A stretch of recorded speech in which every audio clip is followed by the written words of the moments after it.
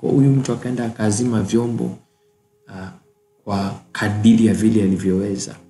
Alipoazima vyombo kwa kadiri ya vile alivyoweza, yale mafuta sasa yakawa kila yakimiminwa yanajaa. Vyombo vilipoisha, wakaenda kuuliza kama kuna chombo kingine kimebaki, wakasema vyombo vimeisha. Na waliposema vyombo vimeisha, ndipo mafuta yalipoishia kuachiliwa. Ina maana huyu mama angeweza kuwa the billionaire and the trillionaire, angeweza kuwa tajiri wa miaka hiyo kwa kadiri ya vile ambavyo alipeleka maombi yake mbele ya mtu wa Mungu, na Mungu akasikia akajibu. Lakini limitation yake au kiwango chake cha uchumi kiliishia kwenye capacity ya vyombo alivyokuwa navyo. Now, kwa sababu ya capacity ya vyombo alivyokuwa navyo, ndipo mahali alipoishia na uchumi wake uliishia hapo. Ina maana kila alichokuwa na kihitaji kilikomea kwenye capacity aliyokuwa nayo.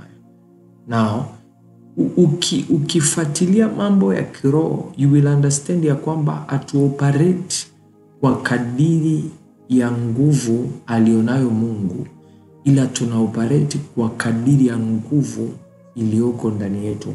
Maandiko yanasema hivi: atukuzwe Mungu awezaye kufanya mambo makubwa na ya ajabu kuliko yale tuyaombayo na kuliko yale tuyawazayo, kwa kadiri ya nguvu itendayo kazi ndani yetu. Kiwango chako cha kumpa nafasi Roho wa Mungu ndani yako ndicho kitakachoamua Mungu afanye kazi kwa ukubwa gani ndani yako. You see, kuna watu hawana muda na Mungu, and at the same time wanategemea Mungu afanye nao mambo makubwa. God will not do that. Hawezi kufanya. Anatamani kufanya vitu vingi na vikubwa. Maandiko yanasema nikatafuta ili nipate kuona ikiwa nitapata mtu atakayesimama ili kujenga mahali palipobomoka. Lakini Mungu anasema hakuona mtu. Wakati wowote katika eneo lolote Mungu anapopata mtu, yuko tayari kumtumia huyu mtu katika eneo ambalo kuna uhitaji. I speak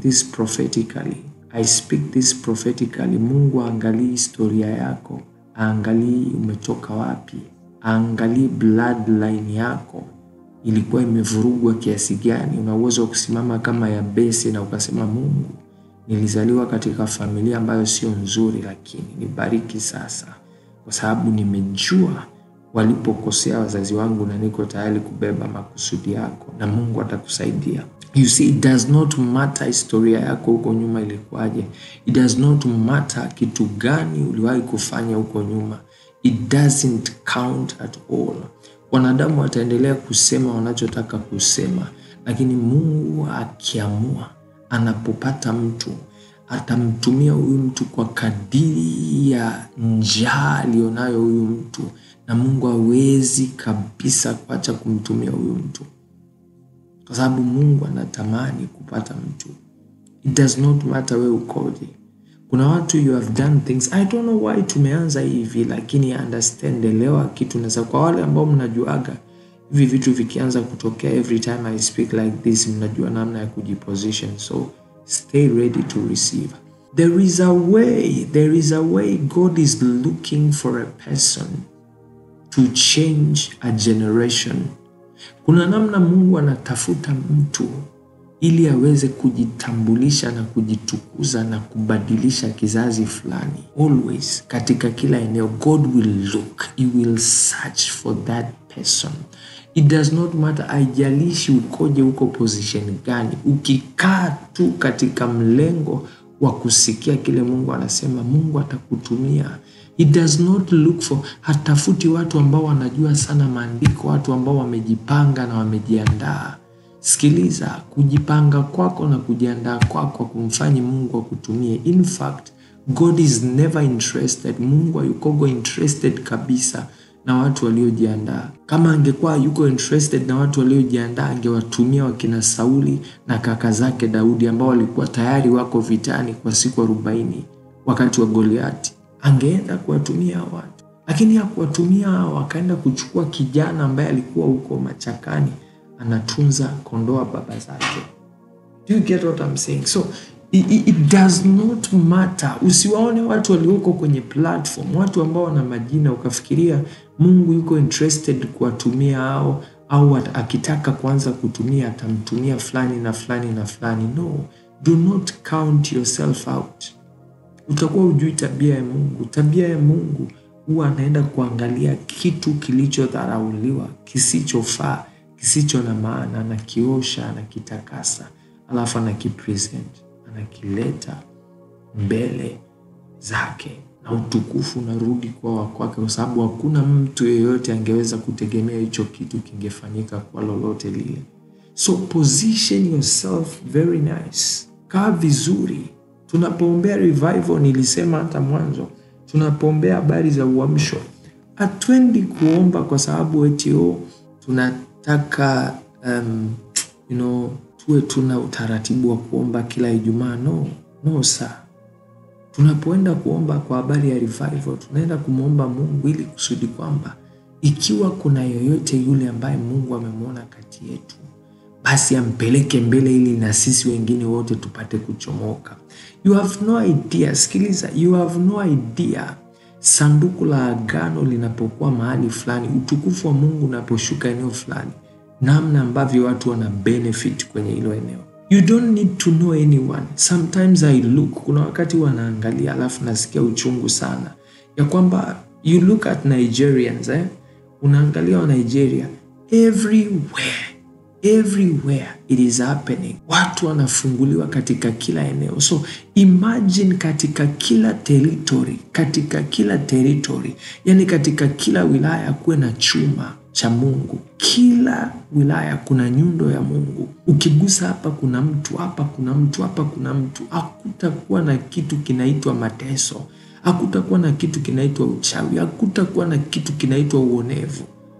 Mambo yatasambaratishwa katika namna isiyokuwa ya kawaida. Maandiko yangu yanasema kukawa na amani katika siku zote za fulani. So like why is it not possible kwetu ya kwamba pakawa na utulivu katika kipindi cha siku zote za wewe hapo, kwamba katika siku zote tangu Mungu alipokupaka mafuta, tangu wakati huo hatusikii tena kesi za ajabu.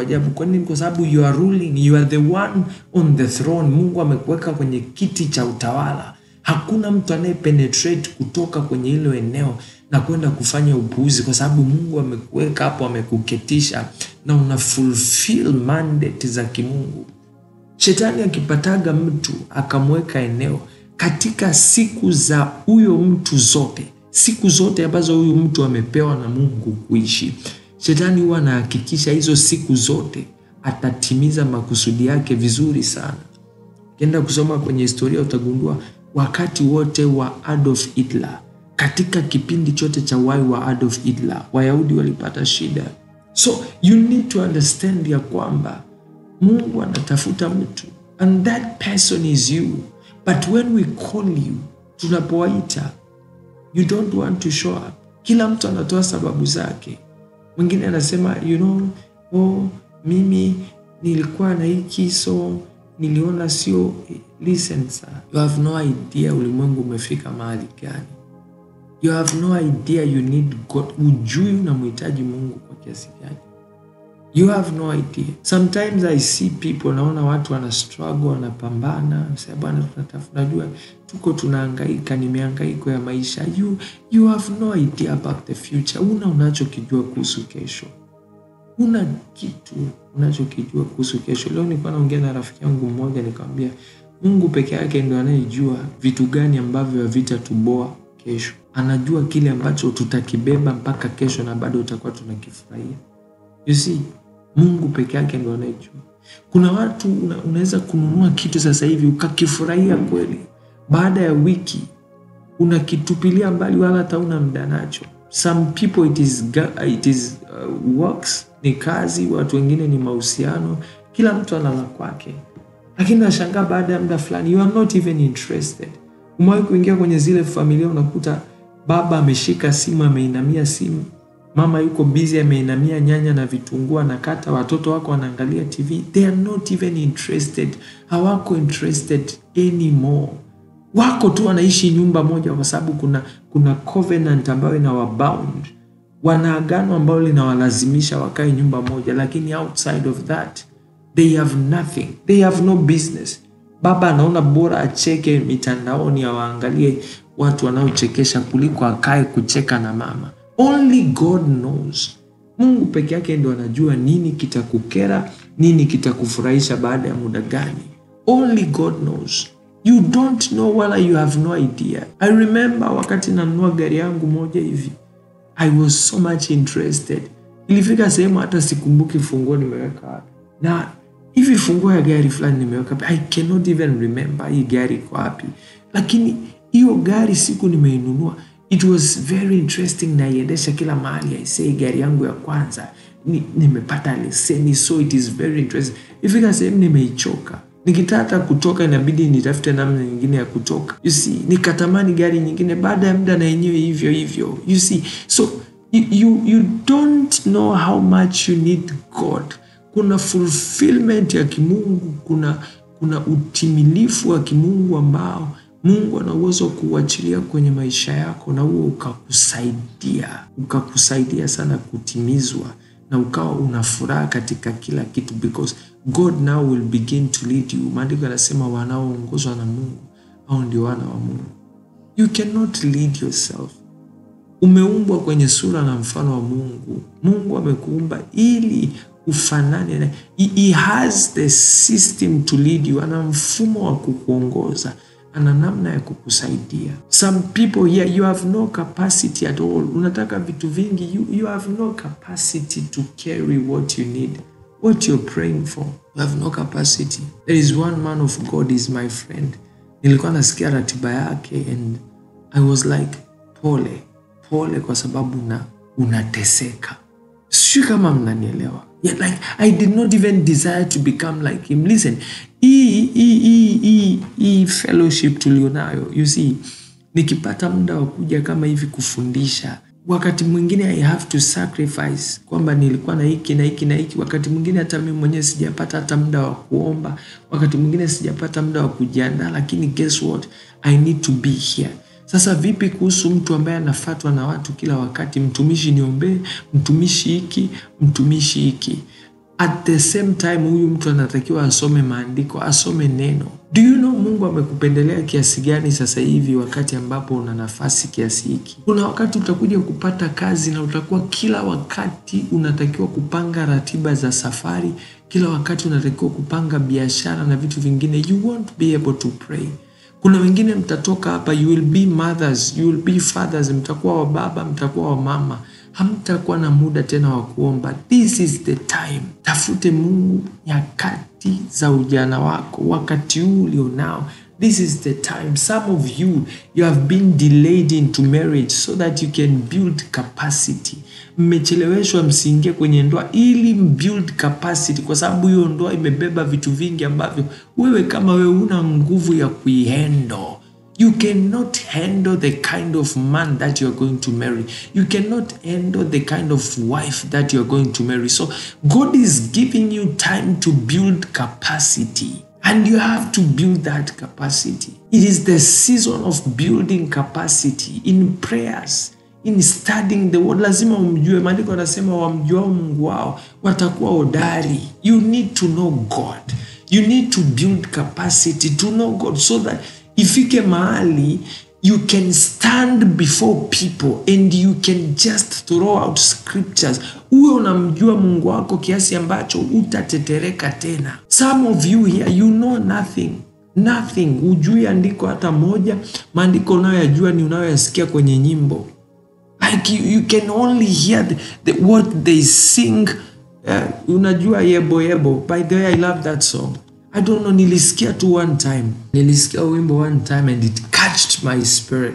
Now, kuna kipengele wanaimba, wao wanataja magari, wao wanataja farasi, sisi tunalitaja jina lake Bwana. Now, hilo ni andiko. Kuna watu ndio andiko pekee mnalijua na hamjui kama ni andiko. Hamjui kwamba hiki kinachoimbwa ni andiko na liko kwenye Biblia. Hamfahamu. Zaburi ya 20 mstari wa 7. wanataja magari, wanataja farasi, lakini sisi tunalitaja jina la Bwana. Now, kuna watu you have no scriptures within you. How will the Spirit of God speak to you? Roho Mungu atasema na wewe kupitia nini? Anasema kwa neno lake. Maandiko anasema katika siku hizi za mwisho Mungu anasema kupitia mwanae wa pekee. Naye mwanae wa pekee yuko kwenye Yohana 1:1. Hapo mwanzo kulikuwa na neno, naye neno alikuwa kwa Mungu, naye neno alikuwa Mungu. Ndio mwana wa pekee. Ina maana unapozungumza mwana wa Mungu, unazungumza kwa habari ya neno. You have no word. Una mwana ndani yako. Kwa sababu una mwana ndani yako, you cannot hear God. Huwezi kumsikia Mungu. You have been doing your business. You are busy right now. This is not the time to be busy. You are heading nowhere. Anasema iko njia ionekanayo kuwa sawa machoni pa mtu, lakini mwisho wake ni njia za mauti. Yamkini unaona ni njia. I don't know to whom am I talking to. The Spirit of God is leading me to stay here. To stay here, just to click on this one. May someone be delivered. You are running nowhere. Hakuna unakokimbilia. There is nowhere that you are heading. Hakuna mahali unaenda. I'm telling you. Nakwambia ukweli, hakuna mahali unapokimbilia. We have seen things. Unaweza kuwa unapiga mbio na unahisi unapiga mbio, lakini hakuna anayefanikiwa pasipo Mungu kumsaidia. You are heading nowhere. Hakuna mahali. Kuna watu wamenyanyuka sana wakakimbia mbio nyingi. Walipokimbia mbio nyingi wakafika wakakutana na ukuta. Walipojipiga kwenye ukuta wakatumia miaka 10 kupoza maumivu waliojipiga kwenye hicho kichwa. 10 years. Alafu watu wanakuwa wanakupita. Wangapi wamekuwa wanaangalia mashindano ya magari? In fact, mimi sio mpenzi wa mashindano ya magari. Lakini ukifika kwenye zile nyumba za watu ambao kidogo wamefanikiwa, alafu unakuta kuna wazee, unakuta tu kuna TV na inajiangalia yenyewe. So wameweka mashindano ya magari. Kwa sababu wewe ni mgeni, huwezi kuambia naombeni remote nihamishe. Unakaa hapo unaanza kuangalia na wewe pia mashindano ya magari. Wangapi wamekutana na hiyo situation? Imewahi kunikuta. So unafika unaangalia, kama nyumba nyingine huwa wanaangalia mabondia wale. Nyumba zingine unakuta wanaangalia mieleka. So ukifika hapo inabidi uangalie, na sio mpenzi, wakati unasubiri kilichokupeleka kifike. So nimewahi kuangalia hiyo kitu. Na kitu ambacho niliwahi kukiona kwenye haya mashindano ya magari, gari la namna yoyote, mchezaji au gari ya namna yoyote ikipata pancha au ikipata shida katika hiyo race, katika hizo mbio, yanayokuja yanaipita kwa spidi kali sana, na huyu mtu anapoteza ile position alionayo. Hujui shetani amekuandalia pancha wapi. Am I talking to someone? You don't know pancha imeandaliwa wapi. Yuko dereva ambaye ni dereva wa kweli, anajua tairi lako lina shida wapi. Kuna watu utatangulia mbele, kiburi ndio kitakacho kushusha. Kuna watu, kuna mahali unakimbilia sasa hivi, maneno yako, kwa sababu your heart is not right with God. Maneno yako ndio yatakayoharibu kila kitu ambacho unakijenga. Kuna watu, kuna mahali unakimbilia, kitakachoharibu maisha yako huko mbele ni karakta yako, lakini hujui ya kwamba hii karakta ina shida. You don't know. You need a doctor, and this is the God. Daktari aliyebingwa anasema hivi, aliye mgonjwa ndiye anahitaji tabibu. Yesu anajiita tabibu. Unahitaji kutibiwa. You need to be delivered. You need to be helped. Unahitaji msaada ili uweze kwenda mbali. I remember I was listening to one man of God akasema, kuna wakati nikimaliza mikutano yangu ya injili, I need to go to the doctor. Naenda kwa daktari ili aweze kunicheka, jue kama mwili wangu una uwezo wa kusustain kiwango cha safari ambazo nataka kwenda. Kwa naenda kwa dokta anapima afya, anaangalia kama kila kitu, figo iko sawa, moyo uko sawa, mapafu yako sawa, kila kitu kiko sawa. Sasa una uwezo wa kuendelea na kazi. Most of us, we are running on errors. Tunatembea na mapafu yaliyokwisha kuharibika na tunataka kwenda mwendo mrefu. Only God knows. Mungu peke yake ndo anayejua Nini ndani yako kina shida ili akusaidie? Perhaps unakoenda ni sehemu isiyo na oxygen ya kutosha. Kuna oxygen kidogo sana, lakini kwenye hiyo oxygen kidogo sana mapafu yako yana shida, and you are running so fast. Unataka kwenda kwenye hilo eneo, you will die. You will die. Kitu gani nasema? Some of you are running into a certain business kwa sababu tayari una fedha mkononi, unasema let me go and do this business. Some of you are running into a certain relationship because you feel like we love one another. Tumeshajiangalia tunapendana. You are running into that kwa sababu tumesha prove kwamba guess what? I think we fit. This is my woman. Naona ni mwanamke ambaye ananifaa. We fit together.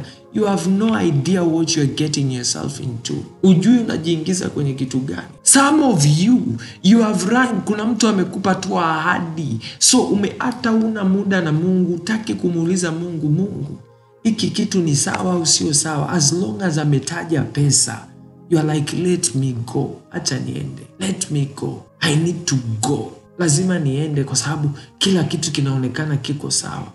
Listen. My God. Holy Spirit, help me. Help me. Help me. You will never understand mvua itanyesha saa ngapi. I remember one time, mimi nimesoma Makete kwa fulani huko Iringa. Napaita Makete. Ndiko nilikosoma. Makete una uwezo wa kuamka asubuhi hivi jua linawaka na ni kali sana. Kali sana. Ndani ya dakika 20 wingu likabadilika na kukanyesha sana. So ilifika kipindi tulikuwa tunatembea na miamvuli na jua linawaka. Yani unabeba mwamvuli wako unaanza kutembea nao because you don't know what is going to happen. Only God knows. Mungu peke yake ndiye anajua kitu gani kitakachotokea within 10 minutes to come. Dakika 20 zijazo. Many have gotten into a lot of stuffs, vitu vingi sana. Vingi sana.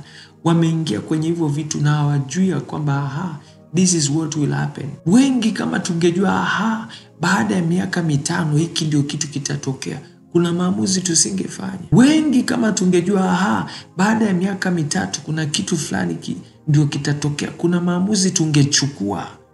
Kuna maamuzi tungechukua ili kusudi kwamba hiyo miaka 3 tuwe on time.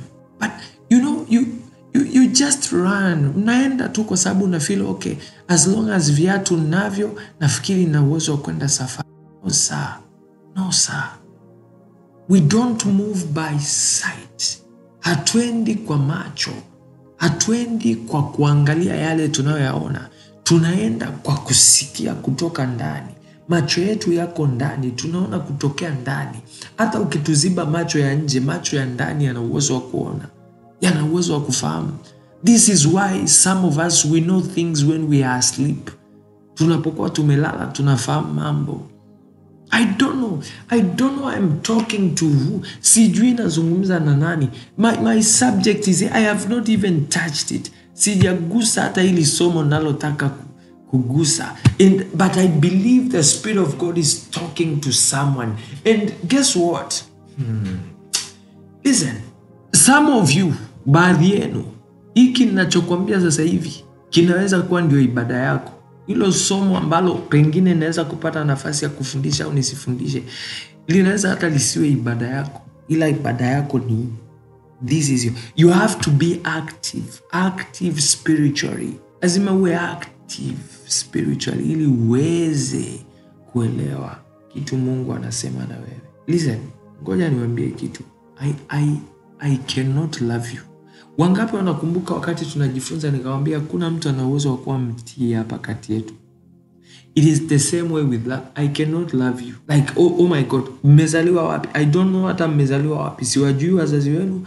I don't know your parents. I don't know mna miaka mingapi, mmeishi maisha gani. I don't even know you. What makes me love you? It is the Spirit of God in me. Ile roho ya Mungu iliyoko ndani ndio inayowapenda. Hiyo roho ya Mungu ndio inayozungumza kwa habari ya maisha yenu. Because with me, ukiniambia sasa hivi, like, what do you think? I think about myself. Nitajifikiria mimi mwenyewe. Lakini Mungu anawafikiria kila mmoja wenu. Anawafikiria kila mmoja wenu. And God wants to help you. Mungu anataka kusaidia kila mmoja wenu. Ili kusudi kwamba pasiwepo na hata mmoja atakayepotea. Kwa sababu Mungu anakusudia wote wafikirie toba na wote waweze kuokolewa. God does not want anyone to fail. Mungu hataki mtu yoyote apotee. Hataki mtu yoyote apotee. He does not want anyone to fail. He wants all of his kids. Kila mtoto wake aliyemzaa kwa roho anamuhitaji. He wants them. No matter how much you are right now. Haijalishi una kiburi, una jeuri, ni mzinzi, umeshindikana, kuna vitu you are still struggling with, you are still masturbating, you are still saving men, uko na wanaume, una nini, whatever it is, God wants you. God wants you. He wants you for himself. Wewe ni wa kwake. He wants you. He sent Christ. Alimtuma Yesu afe msalabani kwa ajili yako. So hiyo damu ya Yesu itakuwa ni hasara ikiwa wewe hautapatikana. He loves you. So chochote kile ambacho Mungu ana uwezo kukusemesha, he wants you. Anakutaka. Run wherever you're running. God wants you. He's calling you. Anakuita, anakuambia give me time. Mwanangu, nipe moyo wako, give me your heart. Nipe moyo wako ili niweze kuutengeneza. Stop running. Listen, it is very stupid, ni upumbafu sana kuanza kukimbia ukiwa umefungwa macho. Wangapi wamewahi kuona yale mashindano ya watu, unakuta mtu amefungwa macho, amefunikwa macho na anakimbia, wanashindanaga. It will shock you. Anapoanza kushindana anakuwa anajua anapoelekea, lakini kadiri anakimbia anaelekea uelekeo mwingine kabisa tofauti na anakotakiwa kwenda. Wengine wanajigonga kwenye miti, mwingine anaanguka. Why? Because they don't see where they are going. Hawajui mahali wanapokwenda. Some of you, kinachokuelekeza unaangalia tu mtandaoni wameposti nini, basi hiki ndio kitu kitakachokuwa kinaenda. Sasa hivi inabidi tufanye hivi. Some of you unaangalia biashara ya kufanya. My God, where is Grace? Grace yuko wapi?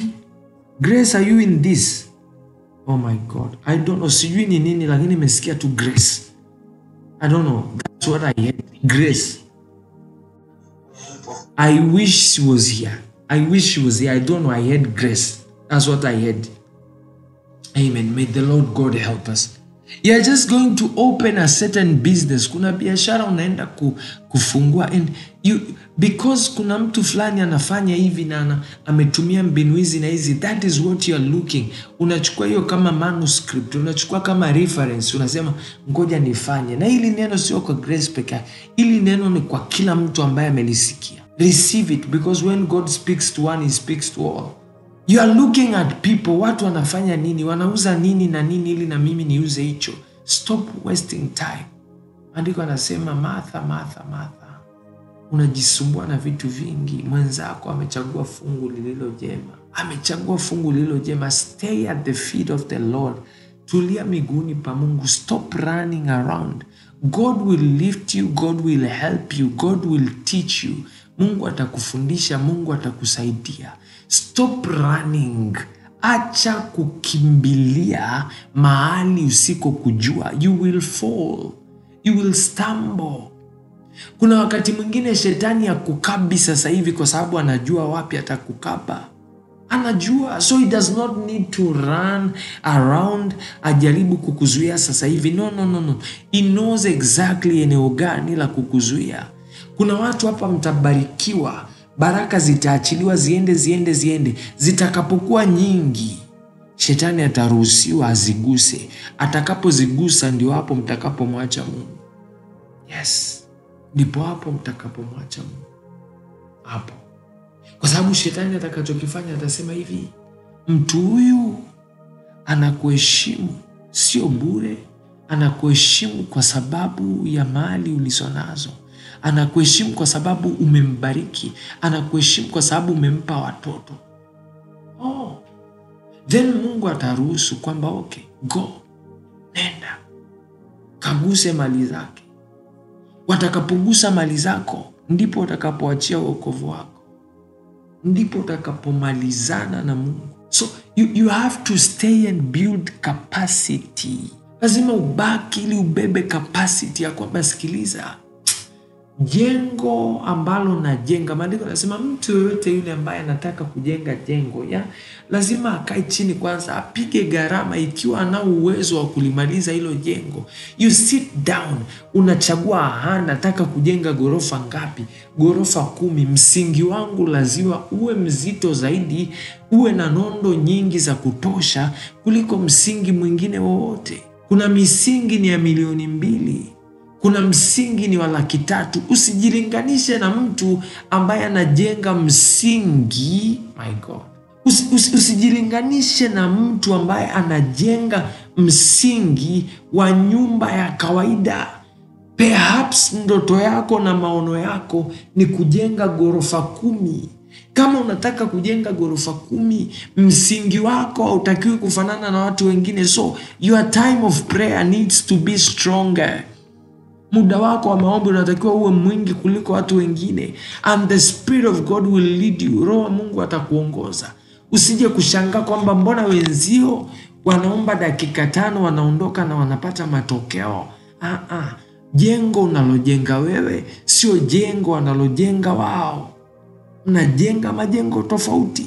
So kwa sababu mnajenga majengo tofauti, usiangalie mwenzako kwa sababu amehamia kwenye nyumba. Isikupe shida kwamba mwenzio tayari amehamia kwenye nyumba.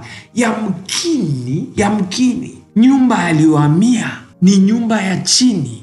Wewe unatakiwa kuhamia, you are building an apartment kwa ajili yako na kwa ajili ya watu wa familia yenu wote, ili wapate mahali pa kukaa, ili wapate mahali pa kuishi, ili wapate mahali pa kushikilia. So ujenzi wako hauwezi kuwa kama ujenzi wa mtu mwingine. Stop looking at people. Acha kuwatazama watu like mbona huyu alijenga nusu saa tu akawa ameshamaliza. That is not you. Kila mtu ana preset yake. Look at your hands. Hata kama mmezaliwa ni mapacha, fingerprints zenu hazifanani. You cannot use the fingerprint of another person. Haiwezekani. You carry something different, and what you carry is different. Ulichokibeba ni tofauti. This is why there is only one Samson in the Bible. This is why there is only one Joseph in the Bible. There is only one David. There are so many kings, but there is only one David. Even Solomon was not like his father. God is building you for your issues, for your life. Mungu anakujenga kwa ajili ya maisha yako, kwa ajili ya makusudi yake, kwa ajili ya mandate, kile ambacho amekikusudia kwa maisha yako. You don't look like every other person. Acha kukopi. Build capacity. Build your capacity. Sustain, extend. Some people's life are bound to you. Kuna watu destiny ya familia yenu yote ilishaharibika. Wewe ndio uzao wa mwisho ambao Mungu anautegemea. Anategemea kwamba kutoka kwa huyu mambo yatabadilika. The Bible says, I don't know, it's in the book of Genesis, anasema hapo ndipo watu walipoanza kuliitia jina la Bwana. Alizaliwa nani yule? Nani alizaliwa? Alizaliwa nani? Ukienda kusoma kwenye Mwanzo sura ya 5, akasema hapo ndipo watu walipoanza kulitia jina la Bwana. God is waiting for you. Mungu anakungoja wewe. You are the breaker of the chain of darkness in your family. You are the breaker of the consistency of failures in your family.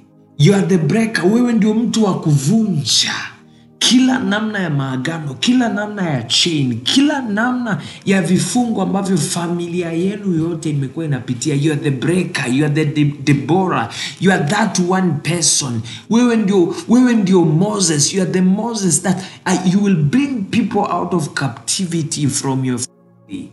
You are the one. Your capacity does not need to look like every other person. Maandiko yangu yananiambia Musa alikuwa anawapenda ndugu zake. He loved ndugu zake, akaenda kuwatetea. But guess what? Mentality zao na fahamu zao hazikuwa afahamu kama za kwake, kwa sababu alisogea mbele yao akawa anajaribu kuwaokoa, lakini bado akili zao zinamdefeat, zinamzuia, zinamziba. Wanamuuliza, ni nani aliyekuweka wewe kuwa mwamuzi juu yetu? They cannot even see kwamba huyu ni mtu mwenye ufahamu tofauti na sisi, ana uwezo wa kwenda kututetea huko na akabadilisha mfumo mzima wa taifa letu tukaacha kuonewa. Yuko ndani ya ikulu. Huyu ni mtu ana uwezo wa kutusaidia kwa sababu yuko ndani ya nyumba ya Farao, lakini wanamwangalia sema, ni nani aliyekuweka kuwa mwamuzi juu yetu? Why? Because mindset zao zimefungwa. You want to look like every other person. Unataka ufanane na kila mtu. Unataka kufanana na watu wa familia yako. Sisi kwetu huwa hatuko hivyo. Yani sisi kwetu hamnaga walokole. Hata mimi napata shida sana. Where are you heading? Unaenda wapi? You see, you can stand against everyone.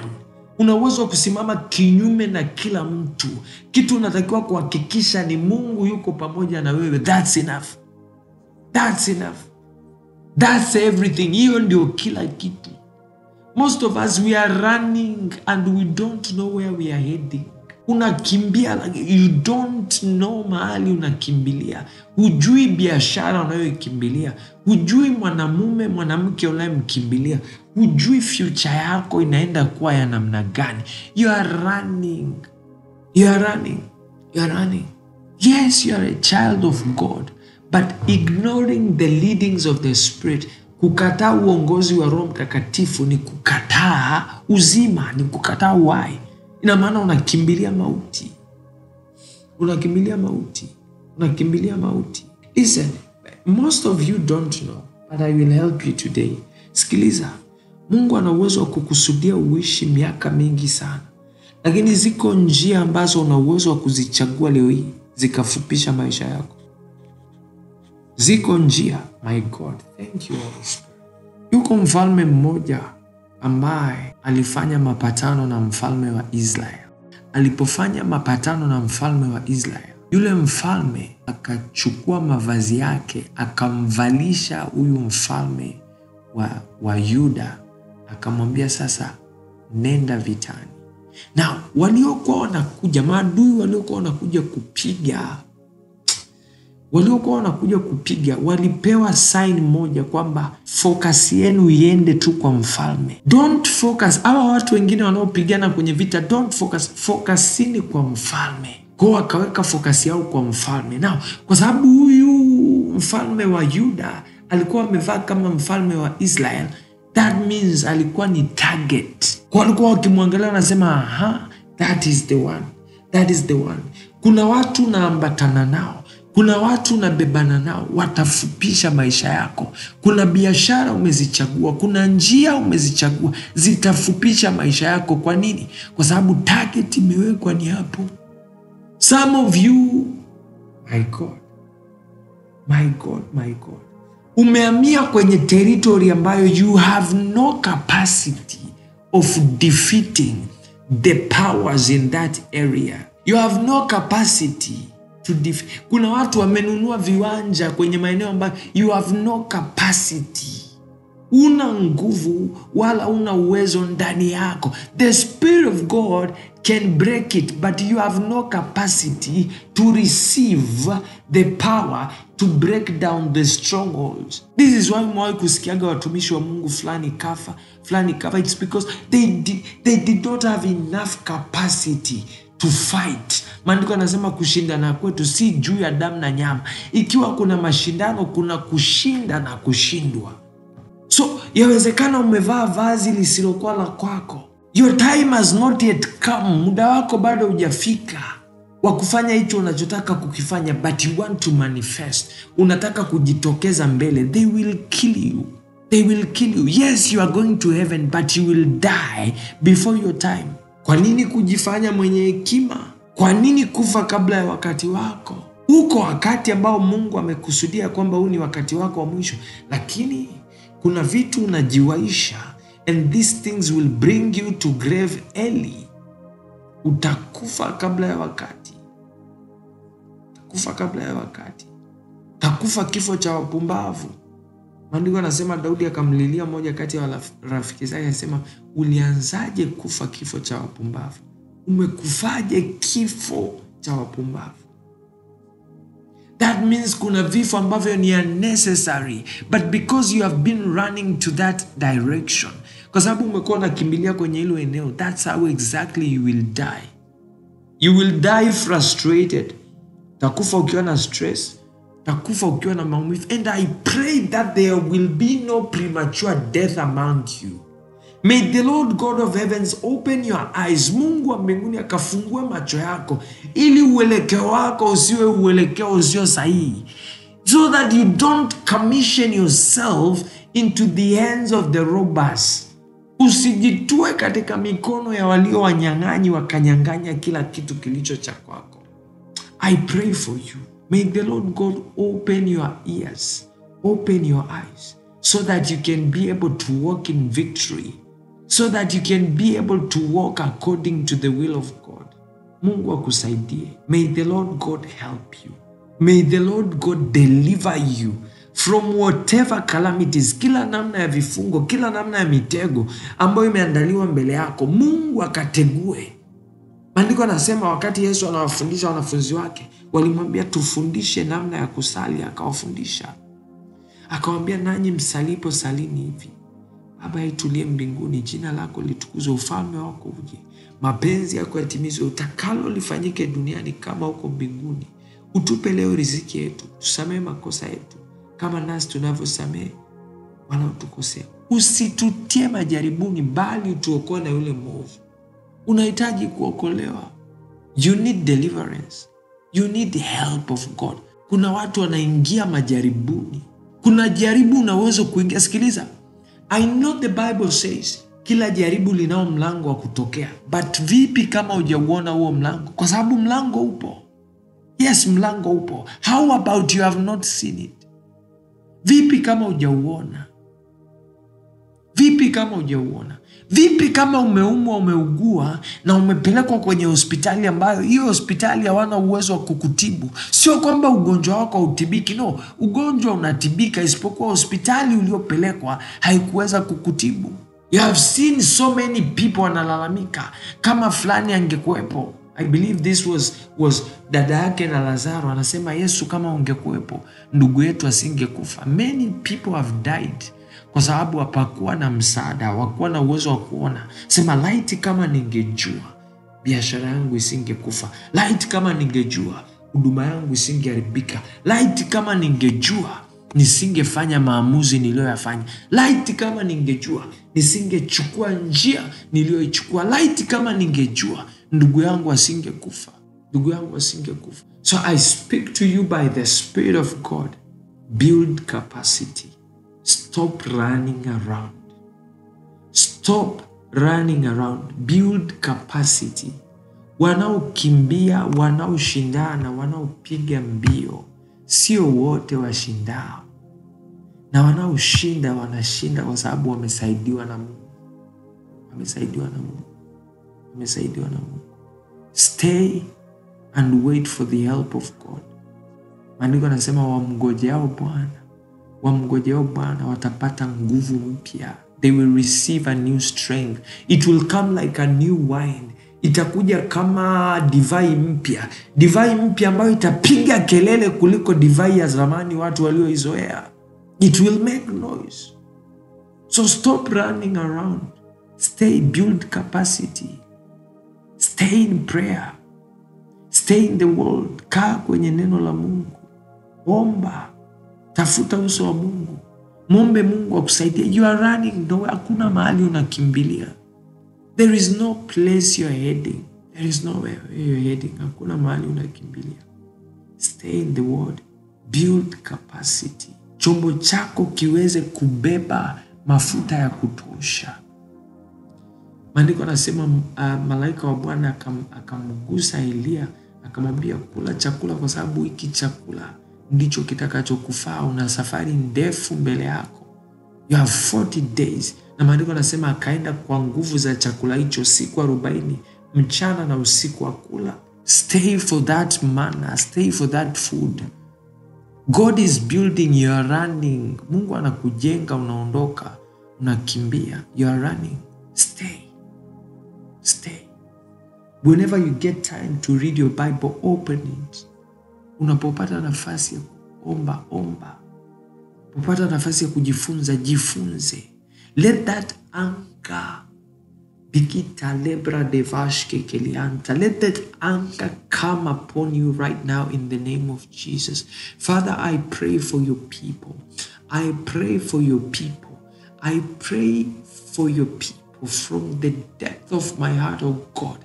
Let that anger which makes people to begin to desire to study, to pray, and to look for your face, let it be imparted upon them in the mighty name of Jesus.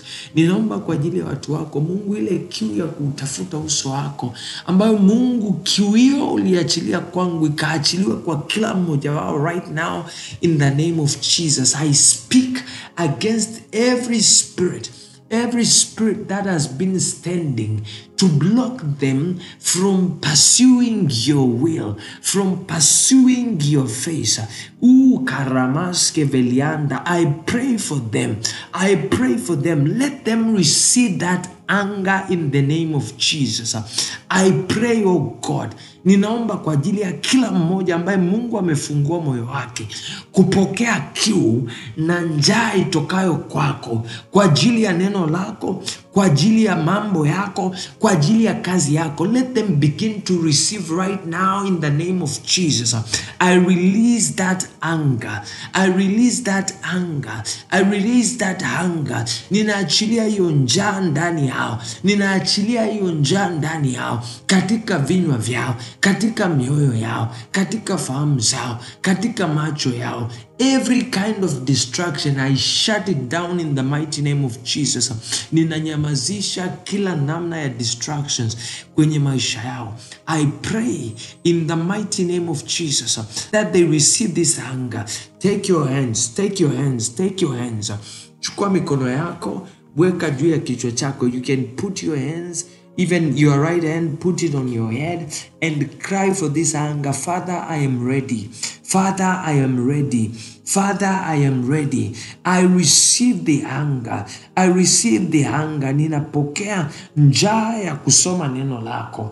I know I cannot do anything without you. Siwezi kufanya lolote pasipo wewe. I can only do and accomplish everything according to your spirit, according to your power. Neno lako linasema nayaweza mambo yote katika wewe unitiaye nguvu. Yako mengi yaliyonishinda, yako mengi nisiyoyafahamu. Nipe kiu ya kutafuta uso wako, maana Mungu umesema niite nami nitakuitikia, nami nitakuonesha mambo makubwa magumu usiyoyajua. Mungu, niko tayari. Achilia njaa hiyo ndani ya moyo wangu, ndani ya akili zangu, ndani ya fahamu zangu, ili nikapate kubeba yaliyo makusudi yako. Maana Mungu umesema nawe utatimiza. Katika jina la Yesu Kristo. Father, we thank you. Thank you for your word, my King.